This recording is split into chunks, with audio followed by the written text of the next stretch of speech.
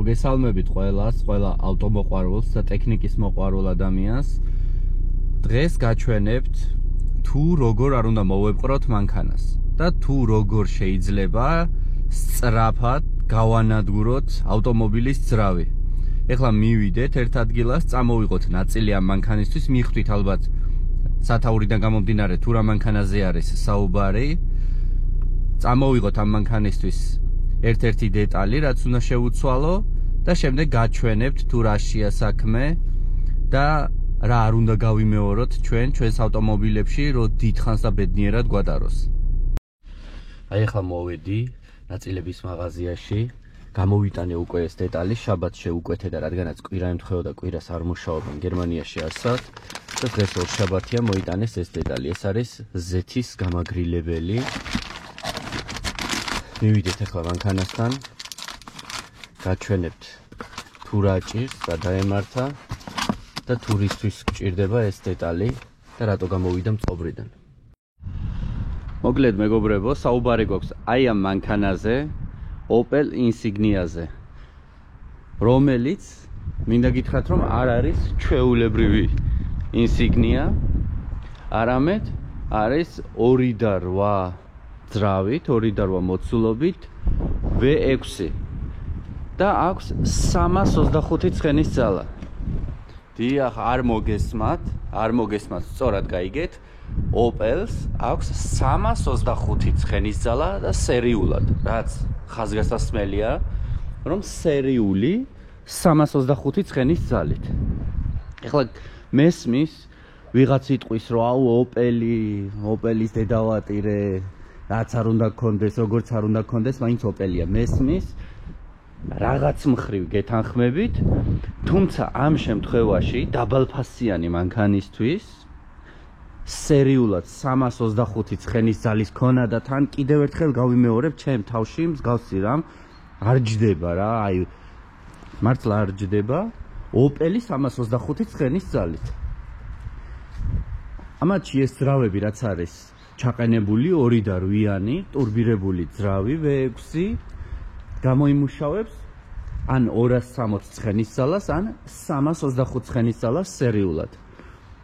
ძრავს რაც შეეხება, ძრავს ამათ აქვს მხოლოდ ერთი პრობლემა, თუ შეიძლება ასე ითქვას, მხოლოდ ერთი პრობლემა და ეს არის ჯაჭვის პრობლემა. აქვს 3 ჯაჭვი შიგნით, რომლის არ შეცვლის შემთხვევაში, ეს უნდა შევცვალოთ როგორც ჩვეულებრივად, აი კბილანა ღვედს როგორც ცვლით, ეგრეთ წოდებულ ზუბჩატი რემენს, რასაც ვეძახით. აი ზუსტად ისე უნდა შეცვალოთ აქაც ეს 3 ჯაჭვი, წინააღმდეგ შემთხვევაში დიდი პრობლემები გექნებათ. სწორედ ამ მანქანასაც აქვს ეს პრობლემა უკვე და აჩვენებს შეცდომას ეგრეთ წოდებული კალენვალის რასპრედვალთან სენსორების, რომ არ შეესაბამება მარკირება ერთმანეთს და შესაძლებელი არის. მაგრამ ერთ დღეში შეიძლება შეცვლა დილიდან საღამომდე ამ ჯაჭვის და არ წარმოადგენს რაღაც ისეთ საოცრება პრობლემას და რაღაც ისეთ რაღაცას, რომ მაგალითად ვერ გააკეთო. მაგრამ კიდევ ერთხელ გავიმეორებ, 325 ცხენის ძალა, როდესაც ეს მოგადგება თუკნიდან წარმოიდგინეთ ავტობანზე, რა ვიცი, ალბათ ბევრი ვერ იფიქრებს, რომ ეს სიმძლავრე შეიძლება ამ მანქანას გქონდეს და მინდა გითხრათ, რომ ამისი ბევრი ჩარევის გარეშე ტიუნინგი შესაძლებელია უბრალოდ ოპტიმირებით, პროგრამული ოპტიმირებით, ეგრეთ წოდებულ ჩიპ ტიუნინგს, რასაც ეძახით თქვენ, შეიძლება დაახლოებით 380 ცხენის ძალამდე ამოღება, რასაც აქ გერმანიაში უპრობლემოდ აკეთებენ. წარმოგიდგენიათ უბრალოდ რაზე არის საუბარი, რომ Opel-ი სერიულად 325 ცხენის ძალით და უბრალო ოპტიმირებით, რომელიც რაღაც ნახევარსაათში კეთდება, არ ვიცი, 380 ცხენის ძალით, 400 ცხენის ძალამდე ივლით Opel-ით. და კიდევ ერთხელ გეუბნებით, რომ ამისი ძრავი ამას უძლებს. ისი თქვა მინდოდა კიდევ 4-4-ზე არის ესენი ყველა აბსოლუტურად, ანუ სტარტიდან არ ნიშნავს იმას, რომ ადგილზე იბუქსავებთ, მოკვდება და დაკარგავთ რაღაცა ძალას, არამედ ეგრევე მოწყდებით ადგილიდან. მაგრამ თუ მანქანას არ მოუვლით, როგორც ეს მანქანა გამოიყურება, ეხლა გამოიყურება რა, როგორ მდგომარეობაშიც არის. ვერც 300 ცხენის ძალით წახვალთ ვერსად და ვერც 30 ცხენის ძალით. ეხლა მოდით ავწიოთ ეს ამ წეზე ცოტა დაბალია და საზიზღარიასაც წევია და შემდეგ უკვე გაჩვენებთ თუ რას ნიშნავს მოუვლელი ავტომობილი, რაც არ უნდა გააკეთოთ და ყურადღება მიაქციოთ მანქანას, რომ ასე მდგომარეობაში არ აღმოჩნდეთ თქვენს. აი ეხლა როგორც ხედავთ, ავწიე ამ წეზე და გეტყვით ახლა გადავიდეთ პრობლემებზე. აი ესე გამოიყურება ამის ძრავი, ვისაც არ აქვს ნანახი 2 და 8 და გეტყვით თუ რა პრობლემები აქვს ამ ავტომობილს და რის გამო. და მინდა გითხრათ, რომ ეს არის მხოლოდ პატრონის ბრალი, მანქანა ამ შემთხვევაში არაფერ შუაში არ არის. ვიცნობ ვისიცა ეს მანქანა, ჩემი თანამშრომელი არის და მითხრა, რომ პრობლემა აქვს წყლის. კონკრეტულად კი კარგავს წყალს წყლის პომპიდან. ნუ მოკლედ მოიტანა პომპა, დავშალე აქ მთლიანად, ანუ მანქანა სამაგრი სადაც აქვს, ეს ყველაფერი უნდა დაიშალოს, სამაგრი სადაც აქვს ძრავის, უნდა მოიხსნას, ქვემოდან დანკრაც საუდებთ თანაღას, იმიტომ რომ ძრავი არ ჩამოვარდეს და მოკლედ არ აქვს მნიშვნელობა როგორ ანაირად შევცვალე წყლის პომპა. შევცვალე წყლის პომპა და როდესაც პირდაპირ გასდიო და ეგრევე ხრიალით და როდესაც მოხსენი ეს წყლის პომპა, შეხედეთ უბრალოდ როგორ გამოიყურება. შეხედეთ, მოიცა დავანათო ერთი უფრო, აი ასე კარგად რომ დაინახოთ რა დონეზე არის დაჟანგული, თუ ხედავთ, რა დონეზე არის დაჟანგული. და როგორ ფიქრობთ ახლა რის გამო დაიჟანგებოდა ეს? დიახ, ბევრი თქვენთაგანი ალბათ უკვე მიხვდა. ამ ძალიან ძლიერი ხმა აქვს, რომ დაატრიალებ, ინგრევა, ეგრეთ წოდებული პაჩიბნიკი. რა თქმა უნდა, დაჟანგული არის იმის გამო, რომ ამაში ანტიფრიზი კი არ ესხა, ყოველ შემთხვევაში უმეტესწილად ანტიფრიზი კი არ ესხა, ესხა წყალი. და ეს არ იყო 1 კვირის განმავლობაში და არ იყო 2 კვირის განმავლობაში, ალბათ თვეები, წლების განმავლობაში ამაში იყო წყალი. შიგნით საერთოდ როგორ არ გაუსკდა გერმანიაში ძრავი, არ ვიცი, რადიატორი როგორ არ გაყინა, არ ვიცი, აზე არა ვარ. მოკლედ წამოვიდა მთლიანად წყალი, ჟანგიანი წყალი ძრავიდან. შიგნით ყველაფერი ჩაჟანგული იყო, სადაც ამისი ბუდია, სადაც ეს ის ყველაფრის გაწმენდა და გახეხვა მომიწია. ნუ მოკლედ წარმოდგენა არ მინდა შიგნით რა ხდება თვითონ ძრავში შიგნით რა ხდება, საერთოდ წარმოდგენა არ მინდა, ალბათ ყველაფერი დაჟანგულია. შემდეგ დიდი ხნის განმავლობაში დადიოდა ასე, ღმერთმაიცის რამდენჯერ არის გადახურებული ეს ძრავი და საერთოდ იმუშავებს თუ არა კიდე ღმერთმაიცის, ნუ მუშაობს ახლა, მაგრამ თუ გადახურდება, ანუ იცით რასაც გულისხმობთ, ეგრეთ წოდებულ ცილინდრის პრაკლატკას. შემდეგ, რაც ეს დავაყენე, ჩავასხი ის შიგნით უკვე ანტიფრიზი, დავაჰაერე და ხედავ რომ აპარებს წყალს. აპარებს წყალს საიდან? ამას ქვემოთ უყენია ეს ზეთის გამაგრილებელი, აგერ ფილტრის გვერდით და არ ვიცი რამდენად გამოჩდება, ეხა კამერა რამდენად ფოკუსირებას გააკეთებს, შეგვიძლია შემდეგ ფოტო ჩავაგდო და ფოტოზე უფრო დაინახოთ, აი ამ ადგილას გაყვალებაში აქვს თლიანად ბზარი. რის გამო აქვს ბზარი? აქედანაც ჩანს რომ ამოჟანგულივით არის. რა თქმა უნდა იმის გამო, რომ შიგნით წყალი ესხა და წყალი სადაც პოულობს ადგილს, იჟანგება და ასე პირდაპირ უხეშად რო ვთქვათ, დედას უტირებს ყველაფერს. სწორედ იგივე მდგომარეობაში იქნება რადიატორიც, რადიატორსაც გახეთქავს, დღესაც იქნება. აი აქ ზემოთ ხედავთ კიდე რომ დაჟანგული არის ტურბოს გამაგრილებელი, სადაც მიდის მილი, მაგრამ ეს უკვე ჩვენი პრობლემა არ არის. ჩვენი პრობლემა ამ შემთხვევაში ახლა არის, უბრალოდ ჩემი პრობლემა კი არა, ამ მანქანის პრობლემა, თორე მე საერთოდ არ მადარდებს ეს ამბავი, უნდა უბრალოდ გამოვასწორო და შევცვალო ეს. არ მადარდებს რა, ახლა უბრალოდ ტექნიკა ვისაც გვაინტერესებს, ძალიან ცუდი არ აქვს მნიშვნელობა ოპელი იქნება ეს თუ პორშე, რო აფუჭებ რაღაცა სისულელის გამო, არ არის კარგი ეს ყველაფერი. ინჟინერს კიდე რაც შეეხება, ვინც ეს გააკეთა, ალბათ სრული იდიოტი იყო. აქედან შეხედეთ ბოლტები რაც აქვს, იქეთა მხარეს, აი ეს საფარი რაც უყენია, ვერანაირად ვერ მოხსნით, გამორიცხულია ეს ბოლტები, ასე აყენია, რადგანაც თლიანად ფარავს აი ეს კარტერი. ძრავის კარტერი ნახეთ ქვედა მხარე მთლიანად ფარავს და იმის გამო რომ ეს იდიოტობა მოხსნა უნდა მოხსნა კარტერი აი რა სისულელია და რა იდიოტიზმი არის ეს მე ვერ ხვდები რა გამოგონებაა შემდეგ წავიდა ეს ამის პატრონი თქვა რომ ამას იყიდიდა და მოვიდოდა და გზაში უფრო გაიხსნა ეს და ასხავდა ასე რომ ვთქვათ მთელი წნევით წყალს გარეთ რადგანაც უკვე პომპა კარგი არის შეიქმნა წნევა და სადაც იპოვა სუსტი ადგილი იქიდან ასხავდა მოდით ახლა ეს გამოვცვალოთ ჩავასხავ ისევ შიგნით ანტიფრის და ვნახოთ იქნება თუ არა ყველაფერი უკვე გერმეტული და გააპარებს თუ არა სადმე წყალს ამას კი შევცვლით ეს ყველა ვარიანტი შესაძლებელია მაგრამ აქ უკვე კითხვა იბადება თუ რა მდგომარეობაშია ძრავი ამდენჯერ გადახურების შემდეგ არ ვიცი რა დონეზე გადაახურა წარმოდგენა არ მაქვს არაფრის საერთოდ აწევს თუ არა ტემპერატურას კიდევ ანუ გადახურდება თუ არა შეხედეთ ამას down 5-ი აქვს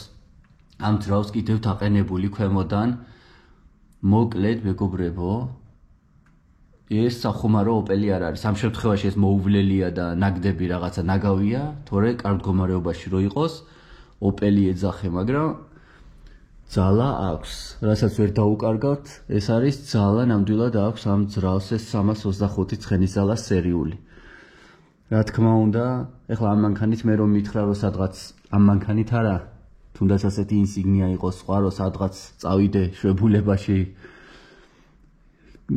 რამოდენიმე 1000 კილომეტრის იქეთ რა თქმა უნდა არ წავიდოდი მაინც ხო არ ვიცი შეურაცხყოფას არ ვაყენებ მაგრამ მაინც ოპელია და ამ შემთხვევაში არ ვიცი მაგრამ მოკლედ შევცვალოთ ეს ახლა და ვნახოთ რა იქნება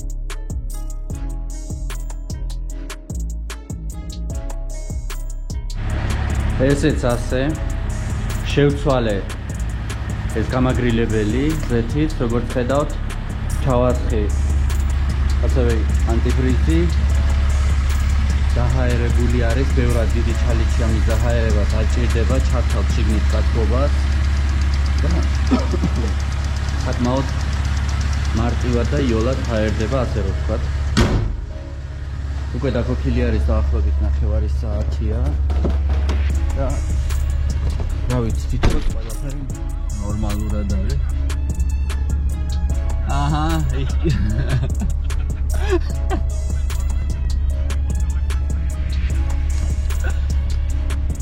ეხლა აგერ ხუმრობენ ჩემი გარაჟის მეზობლები გვერდით ეუბნებიან მიდი გვაჩვენევ რა შეუძლია ოპელსო მაგრამ სამწუხაროდ მე ხუთ მანქანებზე მსგავს რაღაცებს არ ვაკეთებ თან მით უმეტეს ამაზე ჩექსანთია რაც გითხარით იმის გამო ჯაჭვის გამო რომ ჯაჭვი შესაძლებელია 3 ჯაჭვი აქვს ამას და მოკლედ ეს არის მისი პრობლემა რა, ყოველთვის ამ ძრავების. ამიტომ ამაზე ცოტა ეხლა ბოლომდე გაზის მიცემა არა და კი მაინტერესებს ძალიან, მაგრამ ხვალ მივცემთ გაზს, მისი პატრონი მოვა ხვალ, გავაკეთებთ test drive-ს და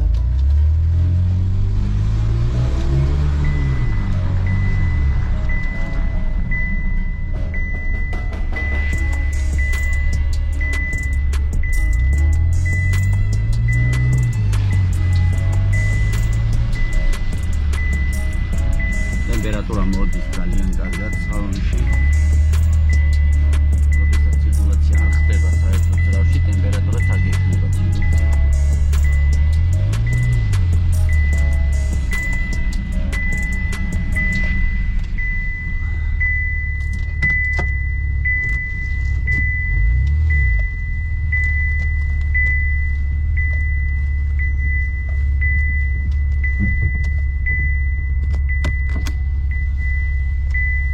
ტემპერატურა მოდის ძალიან კარგად მოდის სითბო სალონში.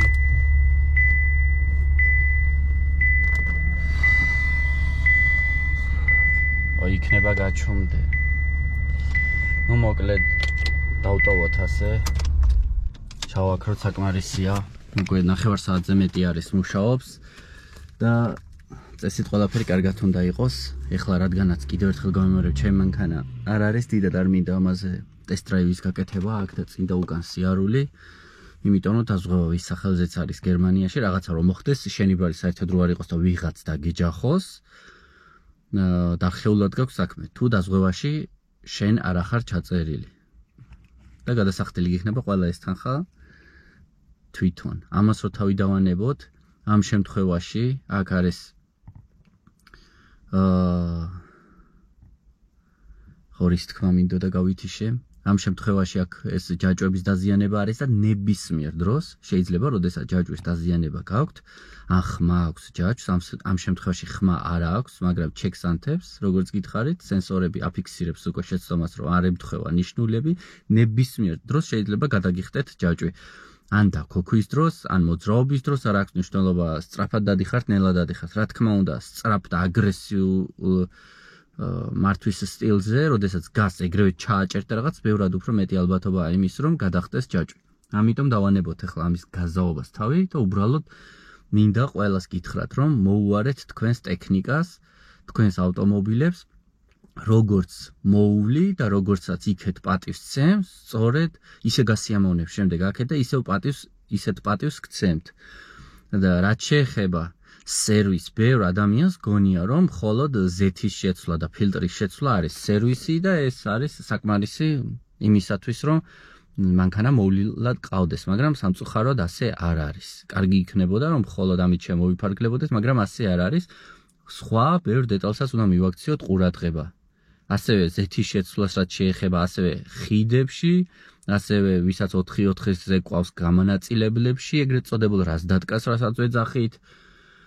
ასევე როგორც ზეთსვლით სისტემატიურად, ისე რა ინტერვალზე ხა ბევრი დასვამს კითხვას, მაგრამ ყველა ავტომობილზე სხვადასხვანაირად არის, მაგრამ 50,000 კილომეტრში ერთხელ ან ცოტა მეტზე, რა ვიცი, მაინც უნდა შეცვალო ადამიანმა გამაგრილებელი სითხე, ანტიფრიზი ახალი უნდა ჩაასხა და არ უნდა ჩაასხა წყალი, როგორც არ იყო და არ უნდა ჩაასხა კიდევ წყალ-წყალა და არც ისე არ უნდა ჩაასხა, რომ მხოლოდ ანტიფრიზი ჩაასხა და თაფლივი ცქელი იყოს.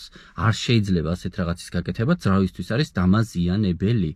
ანტიფრიზი უნდა ისხმეოდეს, კარგი ანტიფრიზი, კარგი ხარისხის, საერთოდ არის 60-40-ზე. 60-40-ზე ნიშნავს 40% არის ანტიფრიზის შემადგენლობა, 60% არის წყლის შემადგენლობა. ასე არის წესით და რიგით. მაგრამ გააკეთეთ 50-50-ზე, არ არის პრობლემა.